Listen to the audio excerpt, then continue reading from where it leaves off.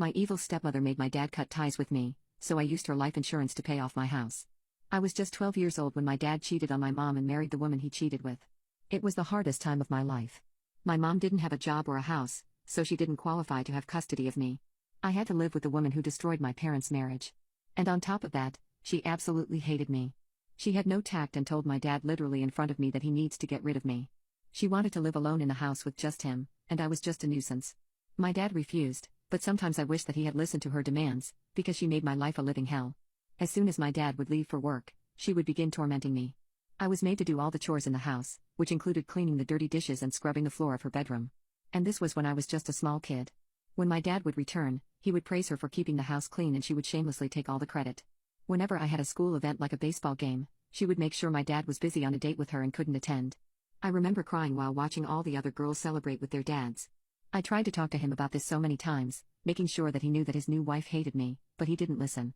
There were days when I would stay awake at night because I could hear them arguing in the next room. And of course, they were arguing about kicking me out and sending me to my mom's.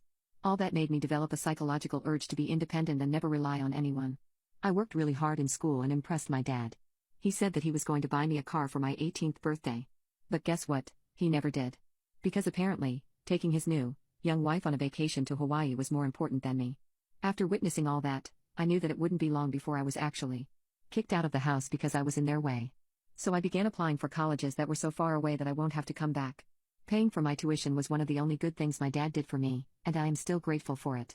But God knows that my stepmom threw the biggest tantrum over it and he had to spoil her for months before she was back to normal. But that also spoiled his mood over me going to college. As a result, he didn't call to check up on me a single time. Thankfully, while I was there I found my now husband and rekindled my relationship with my real mom. When I was about to graduate, I desperately tried to contact my dad to ask him to show up. But once again, my stepmom didn't let him get away. After that, I practically gave up. Although I still loved him and knew that he didn't have any bad intentions in his heart, I was fed up with his inability to say no to her. He never showed up to my wedding, or even when my kids were born. But that was okay because I was living happily with my husband and my kids, in the new house that we had bought together. However, this year, when I turned 45, something amazing happened. My stepmom passed away from heart failure, and my dad contacted me after years of silence. He confessed that he knew he had neglected me during my childhood, and he deeply regretted missing a huge part of my life. He said he wanted to be there for me, but he wasn't strong enough. I told him that he was just making excuses for his wrongdoings, and he surprisingly agreed with me. He said he wanted me to come to visit him so he could apologize properly. I honestly didn't want to go. But my husband said that I should and he would accompany me. In his opinion, the worst thing that could happen is that I would get closure. So yes, I went to visit him. And the way he apologized shocked me to my core. He wanted to redeem himself and leave his fortune to my kids, as well as pay off the house my family was living in.